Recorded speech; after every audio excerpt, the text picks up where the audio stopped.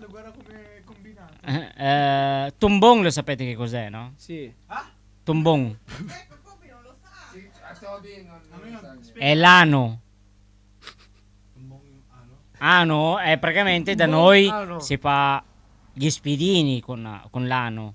Tipo, tipo barbecue, una cosa isa o... È perché la domanda adesso arriva. Street talking, sì, fra. Ho capito. Street talking, dai. Kumakain kayo ng tumbong? Ah? Buonissimo.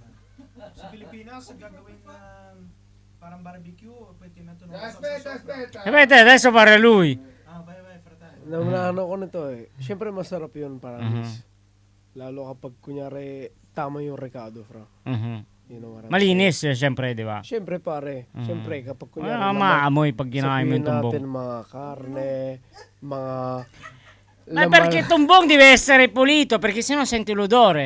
mapa karne, mapa laman loob, siyempre babalawin mo yun ng masarap pare. Di ba?